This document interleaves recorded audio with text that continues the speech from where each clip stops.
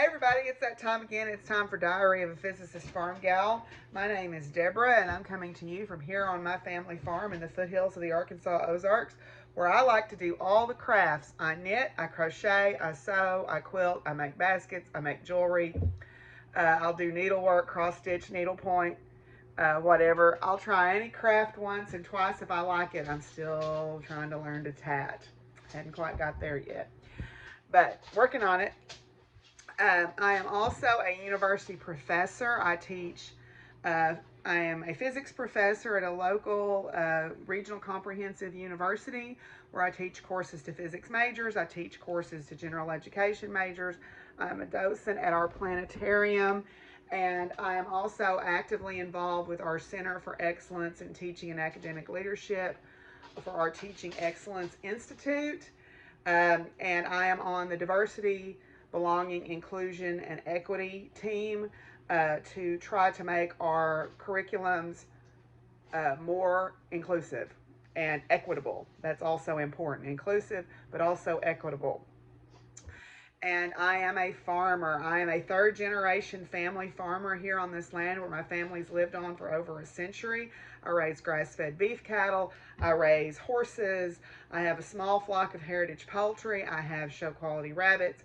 I have a retirement herd of miniature horses, miniature donkeys, a miniature mule named Pumpkin who thinks she rules the roost, and Princess Penny, the potbelly pig, the protector of the poultry. And as you can tell from my precocious co-host who has usurped Willie today, Fizzy, this is Fizzy, the physics cat. I am a fur kid mom to several dogs and cats, including an outside clouder of barn cats. So if any of all of that sounds interesting to you, I hope you'll come along and join me on Diary of a Physicist Farmgal. Okay, so if you're looking for me on social media, you can find there is a Facebook group for the podcast, Diary of a Physicist Farm Gal, on Facebook. There is also a Ravelry group, which I have reactivated, Diary of a Physicist Farm Gal. And Fizzy is going to rock the table now that she doesn't want to be on camera, but she wants to apparently to create the illusion we're having an earthquake. Also, you can find me on Instagram and on TikTok and on Ravelry as Doc Firewoman. And I am also on Twitter still. I haven't deactivated my account because I'm still following dogs and cats. Plus, there's something that gives me a little thrill about sharing my worldviews on Twitter to irritate the powers that be. And in case you're wondering what my worldviews are, I am a left-leaning, socially liberal Democrat. I am woke AF. I don't think there's anything wrong with being that because that means you're empathetic and you care about other people. I am a liberal snowflake. My pronouns are she, her, hers. I live on land that was previously occupied by the Osage and Caddo people, or previously home to the Osage and Caddo people. I am all those things. I am pagan. I am queer. I am in an unconventional relationship. And I am full of opinions about things like science and science education and literacy, and books should not be banned. So if that is not your cup of tea, you probably want to go on down the road. And this ain't LaGuardia. You do not need to announce your departure. But if you're still here, yay. So what's got me on a rant today? Well, my state, my proud state here, has a governor that, well, I'm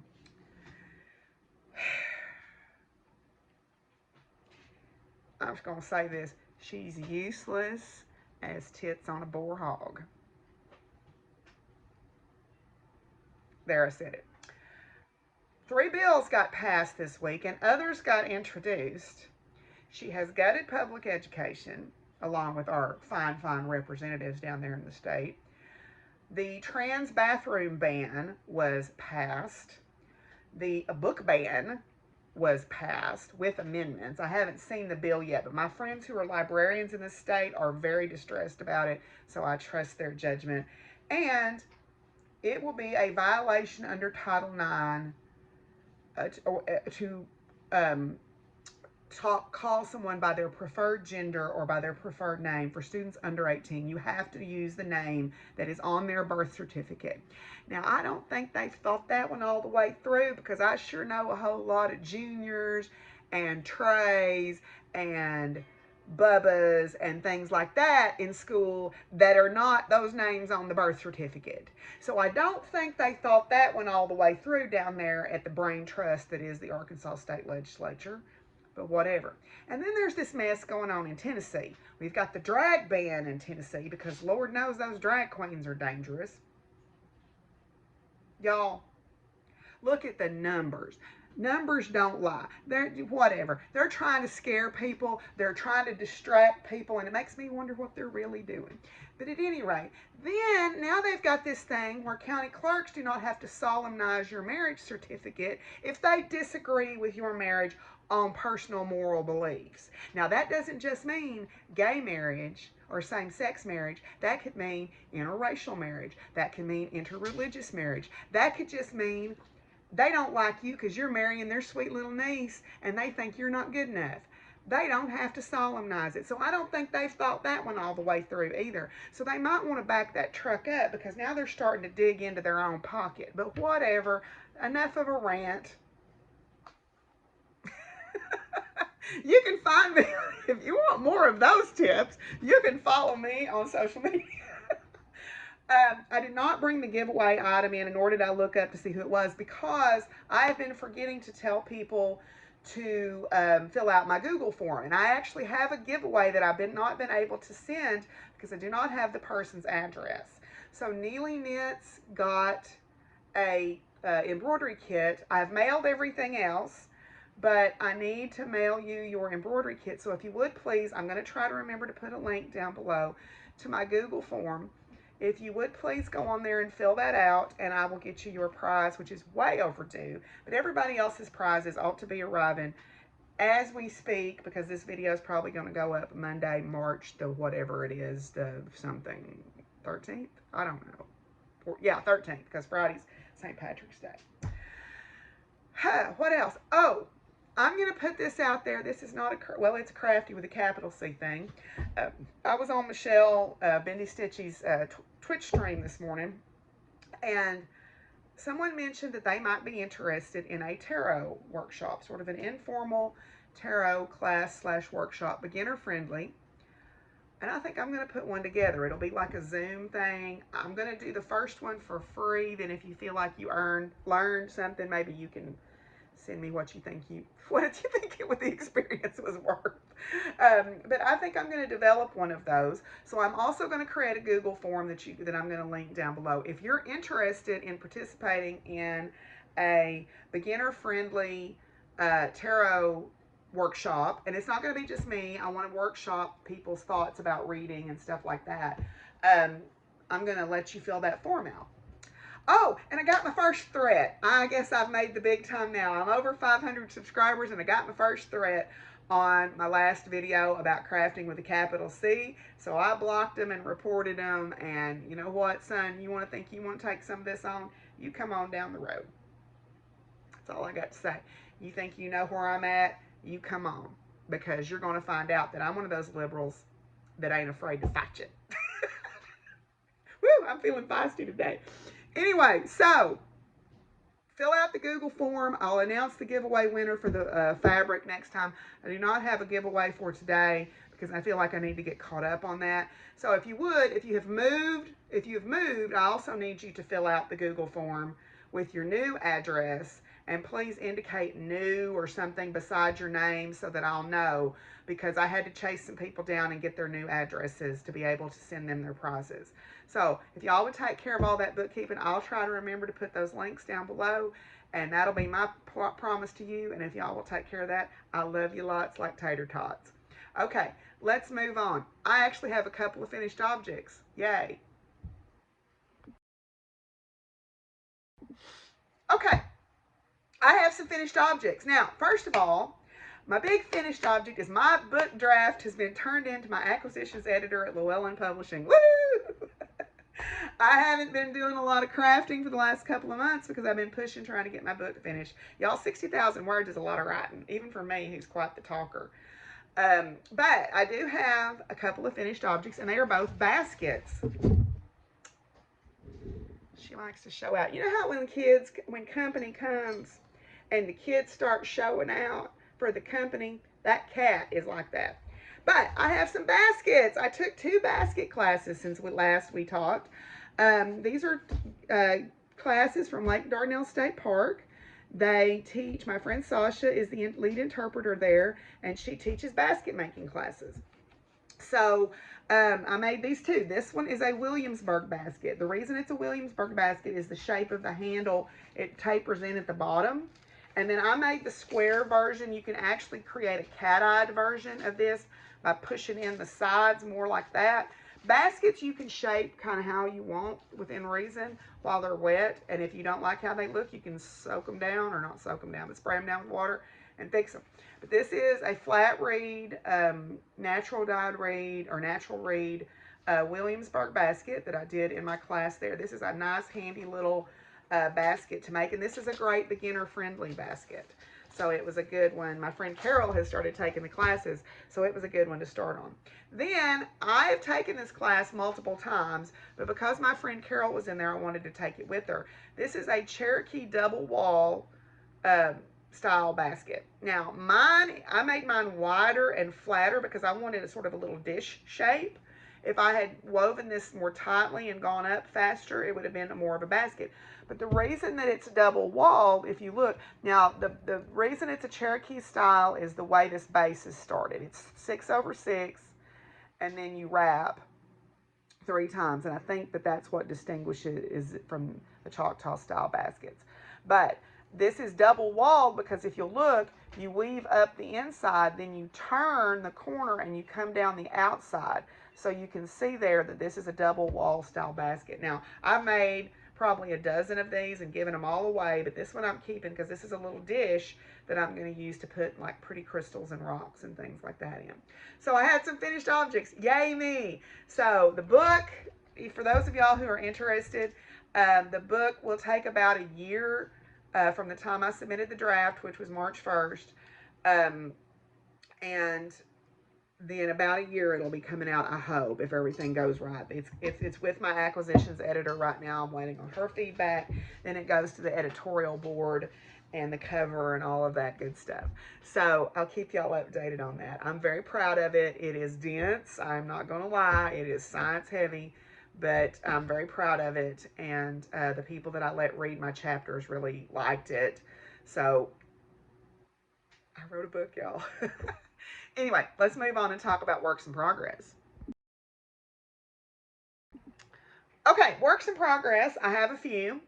The first one that I'll show is my dragon. I haven't worked on him very much. I don't remember where he was at the last time I showed him.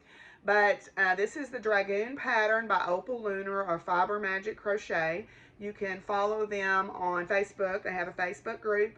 What I've got left to do for him is he has horns, he has a breastplate, and then he has spines that I'm going to do in a sparkly purple yarn. And then I want to make him a little backpack and a little wizard's hat. So, yeah. So this is my dragon. The eyes are by Suncatcher Craft Eyes. Okay. It's part of their mermaid set. And then the yarn is just some stash yarn that somebody gave me. It's just black acrylic with some sparkly stuff in it. And I'm stuffing him with scrap yarn. So I'm really trying to use up my stash. So that's one of my works in progress. Then my next one is my Kelvin Hall shawl. It's in my little bag that I got at Bargains Galore on 64.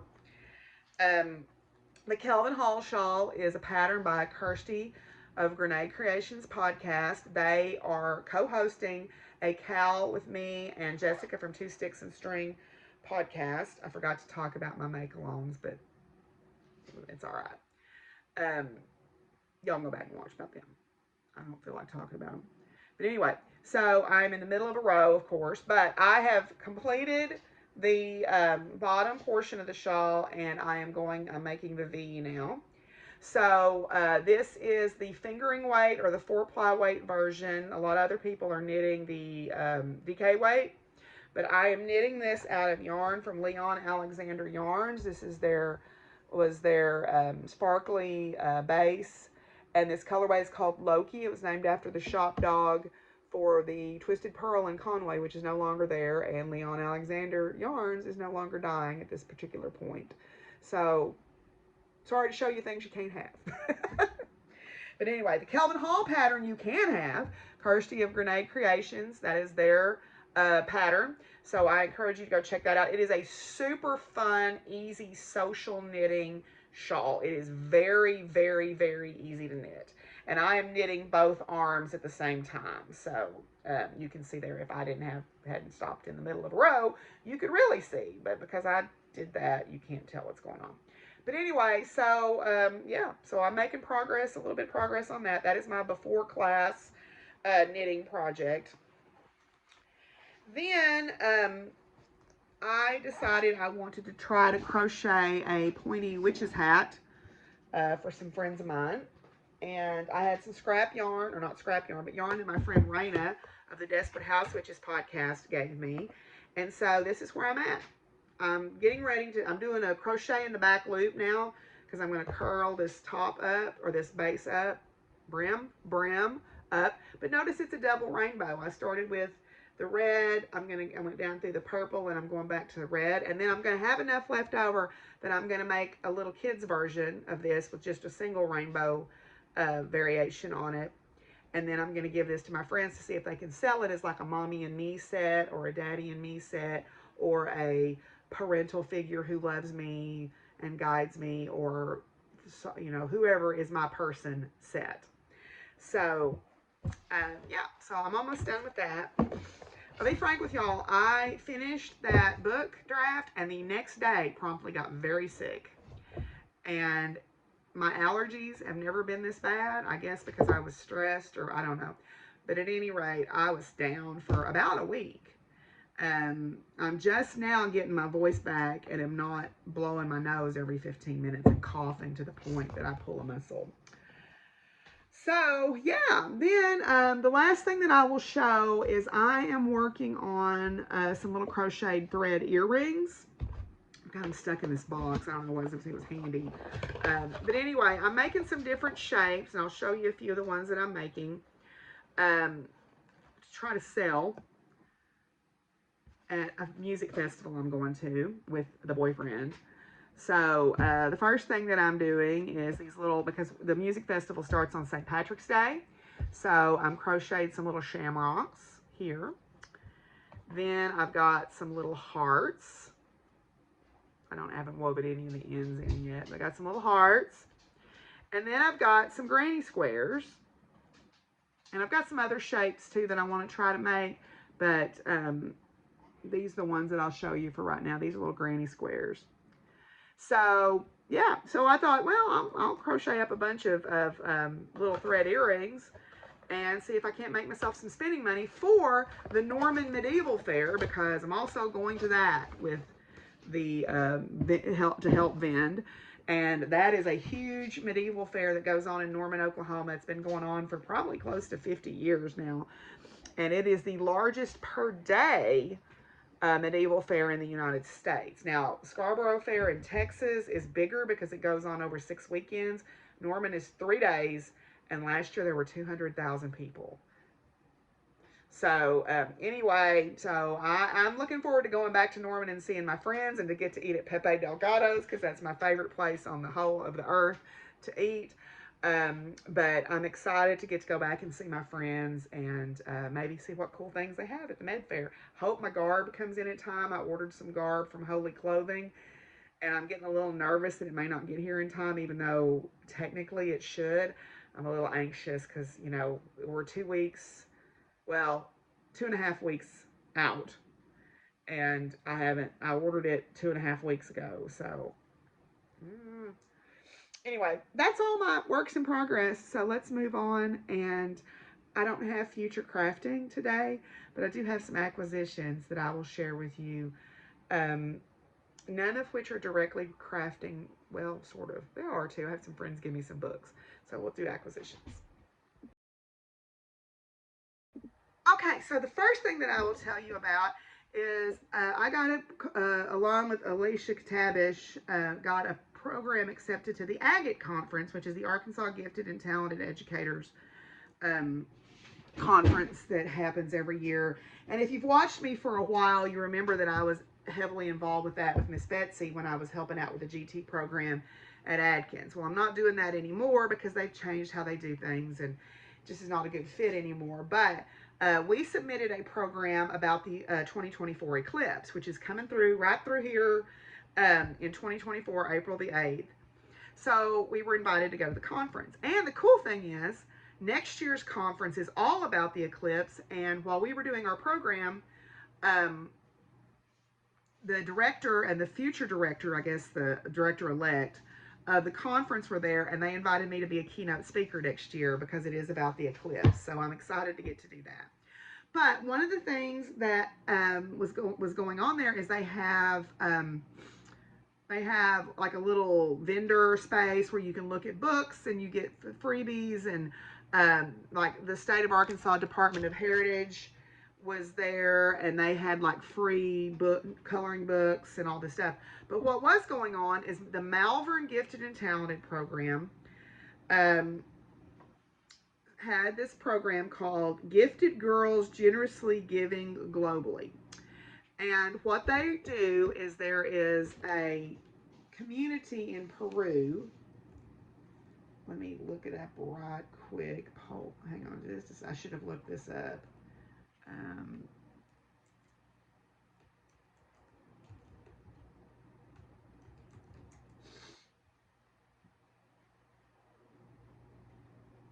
So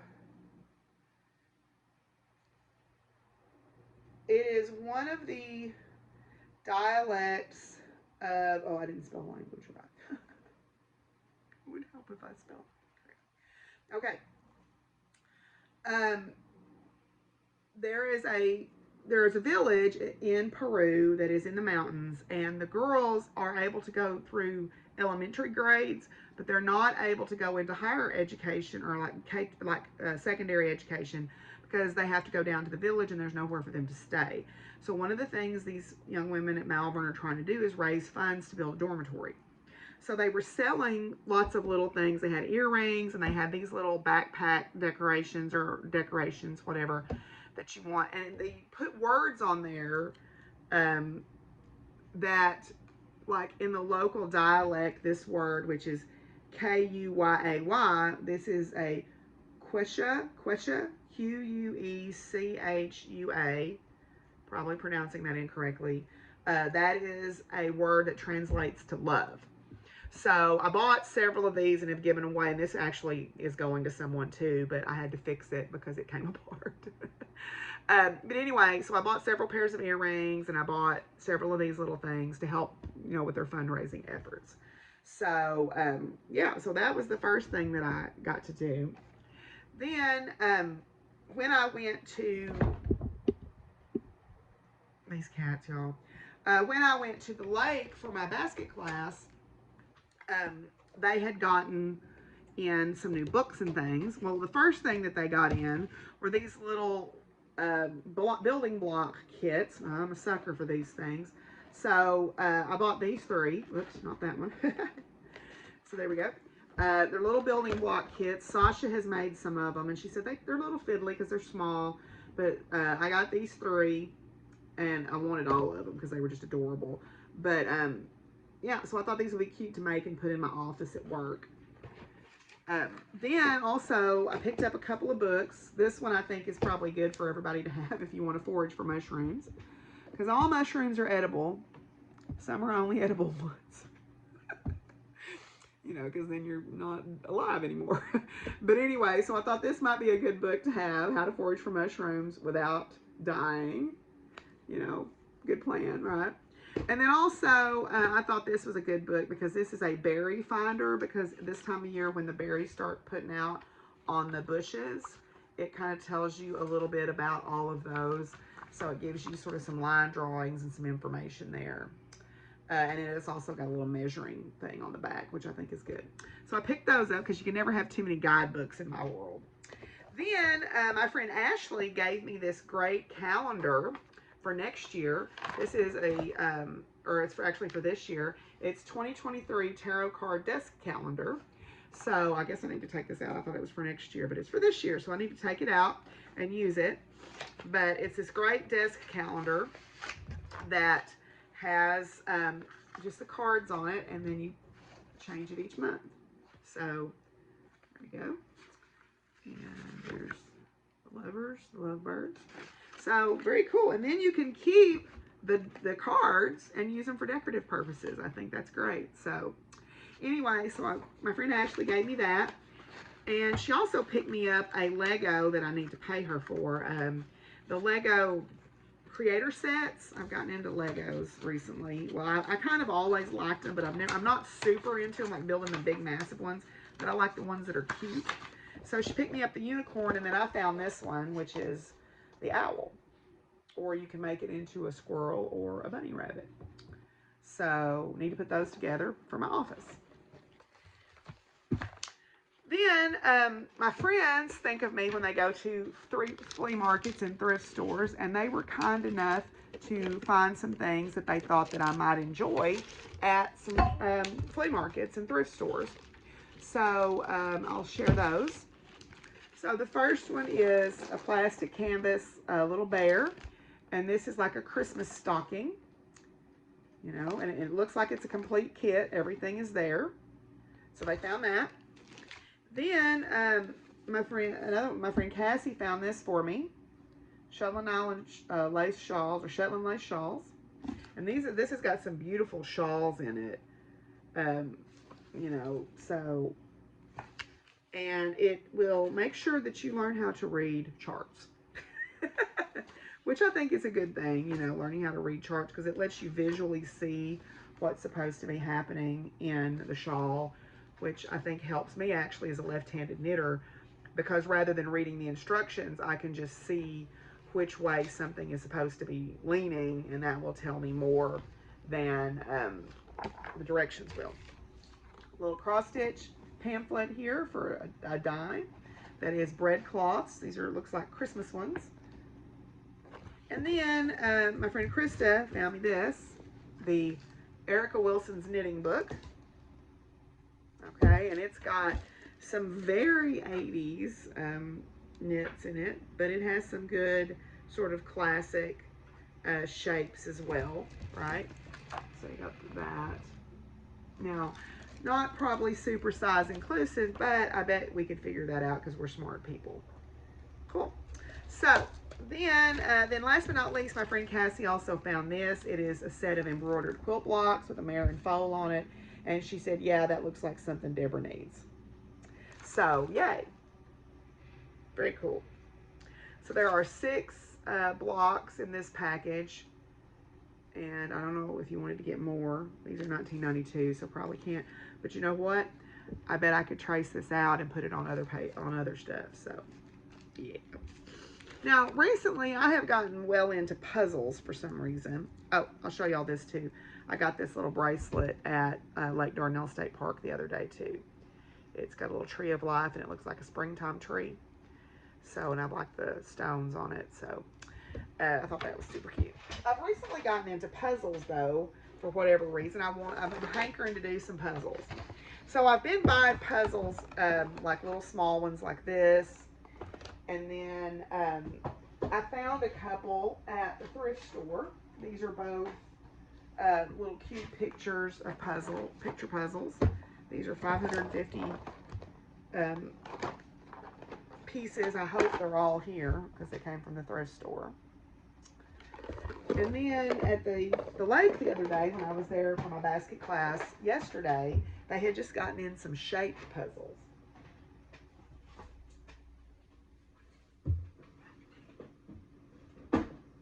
So the puzzles are the shape of the creature. So when you put them together,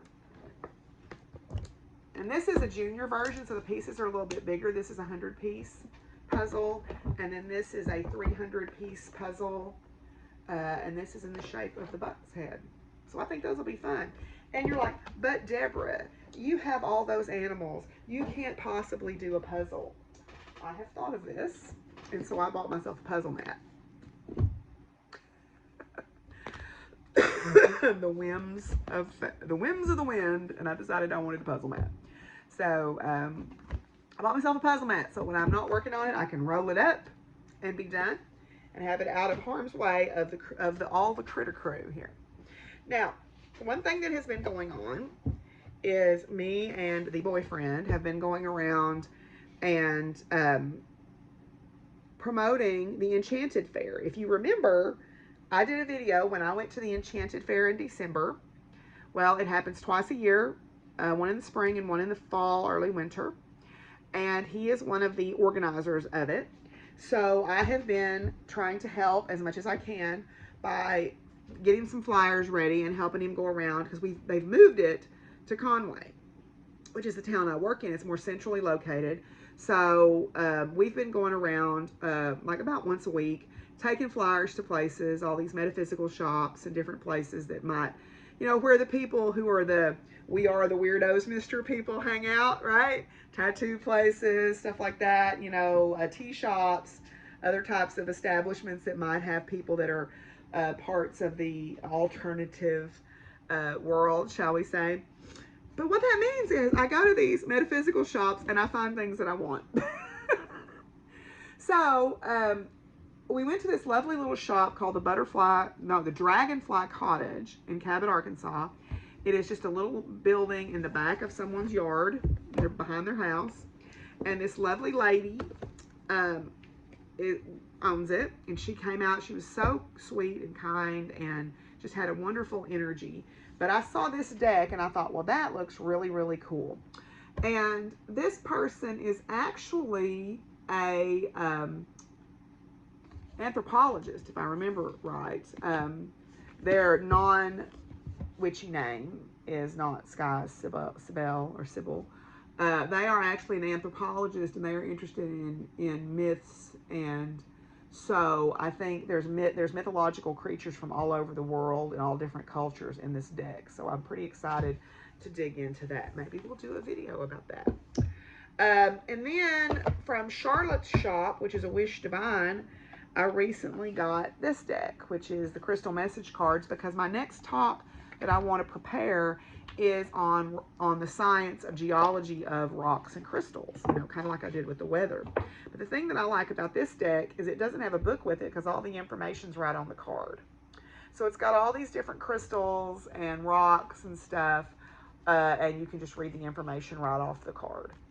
So yeah, so shout out to Charlotte's shop, A Wish Divine. Go check it out. Great prices on decks if you need some. Need some. Notice I said there's a box behind me somewhere. I hadn't bought a deck in a long time, and I started buying them again at Mystic South. I'm making up for lost time. I'll just put it that way. And then the last one that I got is this Woodland Wardens deck by Jessica Rue. And this is history and folklore and mythology about different flora and fauna in the woods. So I thought that was a really beautiful deck too. So yeah, so we might do a video about one of those if y'all want to see. So that are all my acquisitions for today. So let's move on and talk about some science sprinkles. Okay, so we are getting close to spring break on campus. We've got this week, and then we have spring break. So if you want me to do a spring break vlog, I'm perfectly happy to do that. That has been popular in the past. I might think about doing that. So if you want me to do a spring break vlog, let me know. Some people love vlogs, some people don't. So it's just kind of I just kind of see the will of the people, shall we say. But we've been, I've been working with an honors college course this semester. Me and my former student, now colleague, Jeremy, and I have been teaching a Science for All course, and that's been a lot of fun because it's all discussion based. My majors course, their service learning thing this time, is they're going to interview some of our graduates and do sort of a promotional video for the physics program. Um, I got nominated for the Teaching Excellence Award. Unfortunately, I did not make the top three. But I did get a very nice email that said, we really want you to resubmit because we had so many good applicants and your application was very, very strong. It's just, when you have so many, it's hard to pick, everybody. But please resubmit again next year. So that made me feel a little bit good. So I will submit. I was a little bummed out, but I mean, we have some excellent teachers on our campus, so I'm not that bummed out. I have not been doing planetarium shows this semester because my teaching schedule will not allow it. I should be able to start doing them again in the fall because my teaching schedule is actually shifting to later in the day. So I'm actually going to do all my feeding and stuff before I go to work, my main feeding, which I normally do after work. But I'm going to do that before work this time or this fall. Yeah, I'm on the Girls in STEM Discovery Camp Discovery board, and that is going to be, I'm going to be doing a programming for them in June. I'm also, as I mentioned, on the Teaching Excellence Institute. I'm on their diversity, belonging, inclusion, and equity team. We have three different teams. We have a science of learning team. We have a socio-emotional skills team, and we have a diversity, belonging, and inclusion and equity team. And that's the thing, right? You can have a diversity office all day long, but until you start working on making your curriculum equitable, and this is not just about one aspect of equitability. Anyway, just not one aspect. This is all about everything. It's about the language of your syllabus. It's about creating it so people have accessibility to it using screen readers or thinking about students that maybe don't have a good internet connection. It's about bringing in that diverse aspect and understanding that not everybody's American experience is the same. And also, you have to consider things like, in our student population, poverty and domestic violence and the laws that are being passed right now that make this state unsafe for a lot of these young people to live in. That's all part of their experience, because if you're worried about how you're going to keep your lights on, studying for a test may not be your top priority. Or if you are experiencing intimate partner violence, you're going to be distracted, and we have resources to help with that, but we need to get that word out to our students, and we also need to get it out to some of our faculty, because some of our faculty just kind of go, my job is to teach, that is it, and I disagree with that. We are helping mold citizens of the world, right? We are helping these people grow into their adult selves, and that means we are mentoring, that means we are modeling, that means we are actively giving them the resources and the guidance, and we hope the correct guidance and the motivation and the support that they need to make this world better. And by better, y'all know what I mean by better, right? But anyway, so I'm involved with that because I think that is an incredibly important thing that we need to work on. So there's that going on. Then we've got about 5 weeks once we get back from spring break, and then we're done for the semester. I've got 3 capstone students working with me, all young women. So I'm trying to get them, moving in a direction to get out. But also, I have a young man who applied for one of these summer field positions at the National Weather Service, and he's made the cut.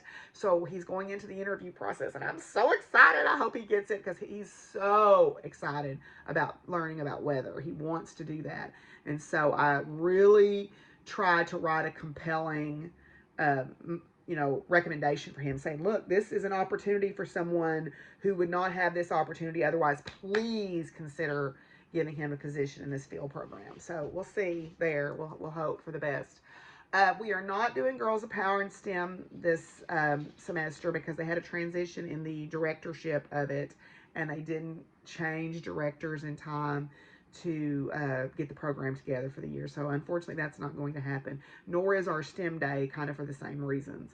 But it'll be back next year, so you know it's not gone for good.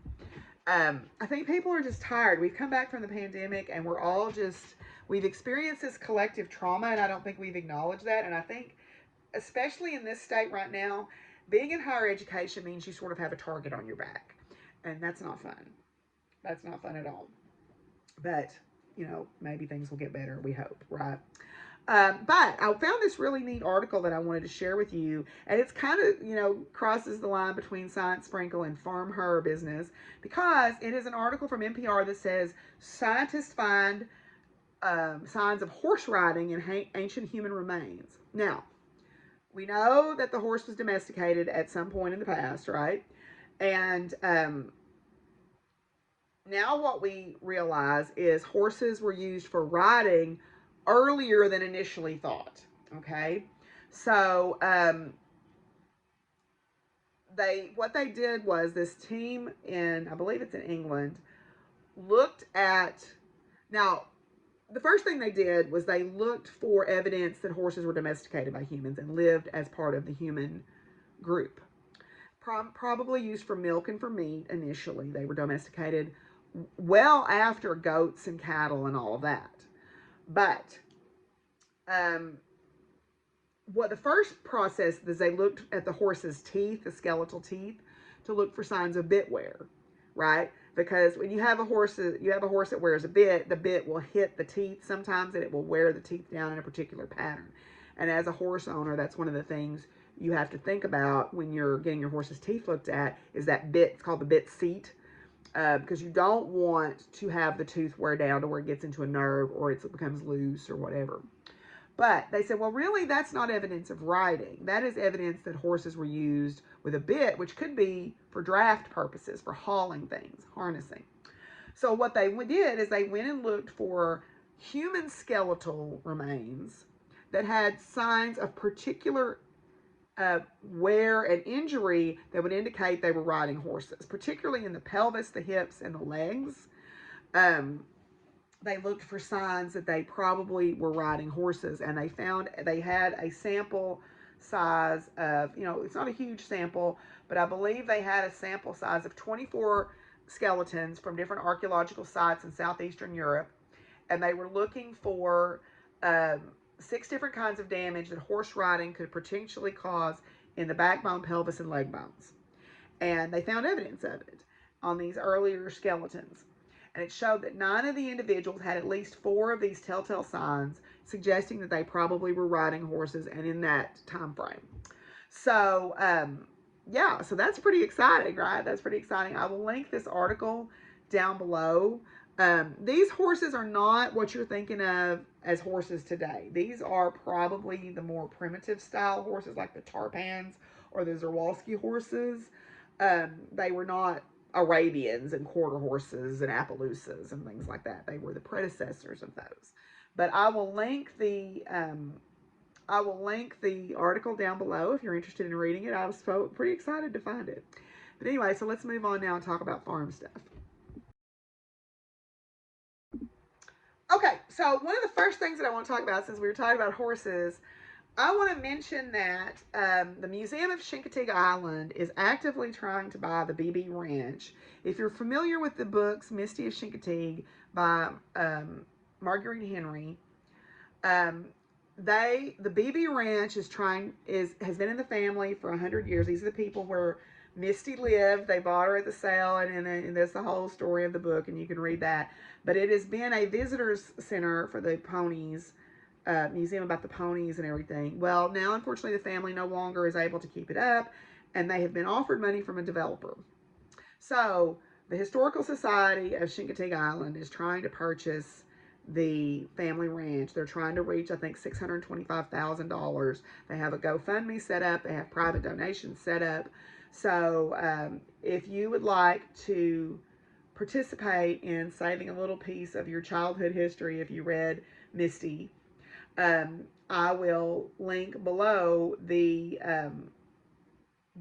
link for the GoFundMe and the Facebook page of the Museum of Chincoteague Island. So if you want to donate to that, before I forget, I wanted to mention that. They're doing all kinds of fundraisers. They're having fundraiser dinners. They're doing the GoFundMe. They're doing all these different things. Um, so they are really, really pushing hard to try to raise the funds to to buy the Beebe Ranch. So I will leave that link. I think they're getting close to $200,000, but their time is a factor here. So anyway, um, farm life has been pretty quiet. I've been working on a book. um, we're getting to where spring is coming. Grass is starting to put out. We're starting to see the spring wildflowers. I had gone hiking on Haw Creek with a friend of mine, and the spring ephemeral wildflowers are coming on, which is always great. Um, and starting to see some new baby calves out there. And I'm getting down to the last little bit of my hay, which is good that the grass is coming on. I have not started cleaning the garden up yet. That's one of my projects for spring break week, is to clean up my garden a little bit and decide what I want to plant and so forth. Then I guess the other thing is Marianne has to have hip replacement surgery. She has been having what she thought was trouble with her knee, but it turns out it's referred pain from her hip. She has basically no cushioning in one of her hips. So that is going to take place at the end of March, and then it's about 6 weeks recovery time. And then they said, once that's passed, you can get back to doing whatever you want to do. So right now, riding is suspended, I guess. Well, not really, but my horses are still here.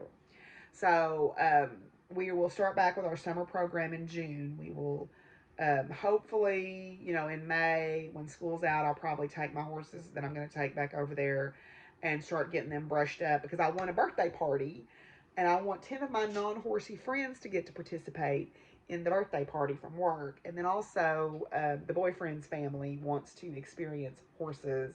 So I'm trying to work that out too. But I need to wait until Marianne is back on her feet before I do all that stuff. But that should be mid-May if everything goes right. So we'll hope for good healing energy for Marianne there. So I guess that's pretty much all that's been going on. We just get kind of marking time. I need to get up and clean my barn up, and I've got some rotted boards that I need to replace. So another goal during spring break week is to go up there and start cleaning the barn up where Angel and the mini horses got in there and created a chaotic mess. Because I've been getting Angel, Gusty, Flame, and Chips up and feeding them and doctoring Chips's leg. His leg is starting to look a little better again. It's never going to close up and be right. I mean, it's just not going to happen. But I'm getting the flesh to start, the skin to start to grow over the wound, and still got some proud flesh I've got to deal with. And people were wondering what proud flesh is. It is necrotic tissue. It does not have nerve endings in it. It is just this gross looking stuff, and I need to just cut it off, and because that's what the vet would do. So I may get brave one day and just get out there with a scalpel and start cutting that stuff off and see if I can get rid of some of it. But anyway, he's doing fine. He's still, he's just as chipper as ever, my sweet boy. I did lose Little Miss, one of my miniature horses. I had posted on Instagram. Um, I could tell that she was very painful. She is the one that was severely foundered when I got her, and we had managed her pain pretty well for the last 10 years. But, she was starting to push 30, and this winter was just very, very hard on her. And I had talked to my vet saying, we may be getting close to having to make a difficult choice. And she kept me from having to make that decision. So I did lose her about a month ago, and so that was very sad. We've just been having this tremendous amount of rain here, and I couldn't, it was bad. I mean, she died peacefully, but dealing with her was very difficult after that was over. And I won't go into the details, but it, sometimes farming's not pretty, y'all. It's just not. It's always beautiful, but sometimes it's not pretty. So, but at any rate, I'm trying to look at my trees to see what's coming back from the drought we had last year and then the hard freeze that we had in the winter, I think I've lost a couple of trees, and that makes me really sad because one of them was my little buckthorn tree, and I'm not seeing any buds on it yet, and that's making me pretty sad because it was about 5 years old, and I'm going to be really sad if it's dead. But we'll hold out hope that it's just kind of a late bloomer this year. My other fruit trees are blooming. My nectarine has already dropped its blossoms and is setting fruit. I've tried to spray it, so I'll get some, we'll see. I've been using a fungicide on it, but we'll see. Apple trees are just getting ready to bloom, so I probably need to get out there and spray them during spring break. Sprayed the peach trees, so hopefully I'll get some peaches this year. I'm using an organic fungicide. Stone fruits, which are like your peaches and your cherries and plums, anything that has a pit, those are notoriously difficult to grow in humid conditions, and we are nothing if not humid here in Arkansas. But at any rate, so that's kind of where we're at. We've had some snow this year. We've had some ice. We've had lots of rain. I think we're turning the corner on spring where we're not going to have any much more super cold weather. I know this weekend coming up, it's going to get kind of chilly, but it's going to get up in the 50s during the day, which is typical for this time of year. But yeah, so we'll see. Hopefully everything will go smoothly and we'll be turned into springtime here. So that's all I've got. So we'll end up with a few final thoughts. Alrighty, so it's Women's History Month, and yay, but if your feminism is not intersectional, it's not really feminism. You gotta have intersectional feminism. All women. All women. Women of color, women with bodies that are a different size than what society says they should be, transgender women are women, all women. If your feminism is not intersectional, it's not really feminism. Fight me.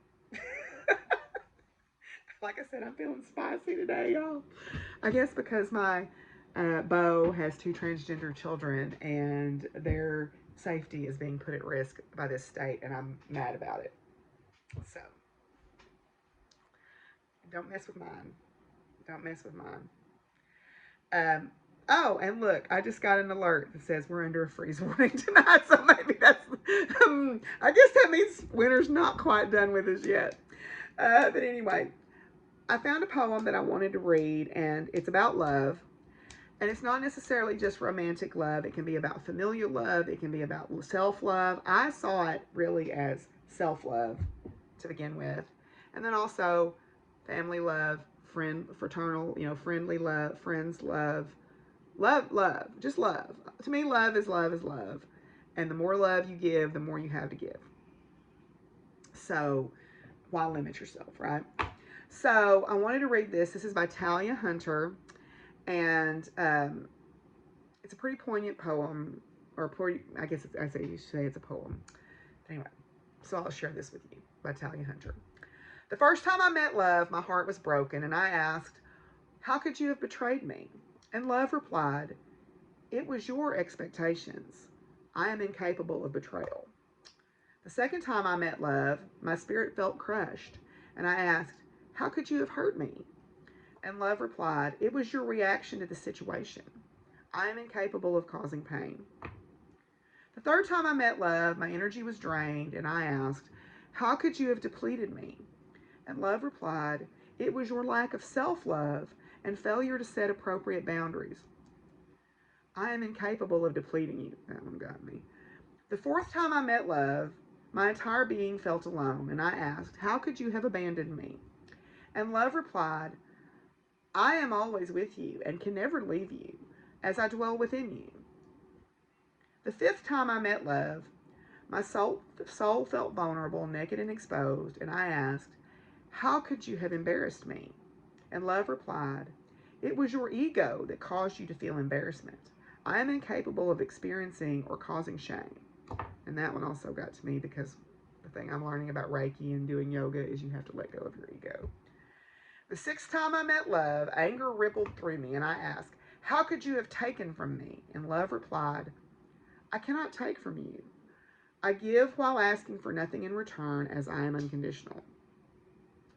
The seventh time I met love, a deep sense of sadness pervaded me, And I asked, how could you have fooled me and then used me? And love replied rather gently and compassionately, do not mistake someone's inability to love you for the truth of who I am. And that also got me, because sometimes it's not that you're not worthy. It's never that you're not worthy of being loved. It's always that those people were not capable of loving you because of their own pain and unresolved issues that they need to deal with. The eighth and final time I met love, I greeted it as an old friend, free from expectations, heartbreak, pain, shame, and conditions. And love embraced me and said, now you truly know me. I think that is a lovely thing, because I have worked my entire life to get to this point. And what I have found, and I was talking with a friend of mine, there seems to be a lot of sadness in the world right now. I have friends who have lost spouses. I have friends who have lost children. We have lost loved ones, pets. There's a lot of sadness right now. And I think that one of the conversations I was having with a friend of mine is they said, I need to cultivate healthy friendships. And I said, I understand that. I have been alone in a room full of people. And until I realized that the people around me were not committed to my growth and well-being, I was going to be lonely. And so therapy matters, y'all. If you can afford it, therapy matters. And a therapist who, hi Sadie, a therapist who will tell you what you need to hear, not what you want to hear. Also self-work, man. The pandemic changed me. The pandemic made me really look at who I was glaringly with no static around that and go, okay, you got to get serious about this. And I'd been, kind of playing around, doing things, but not really doubling down on it. And I did. I'm like, okay, it's time to get serious. It's time to step into who you are, live out loud, live your truth.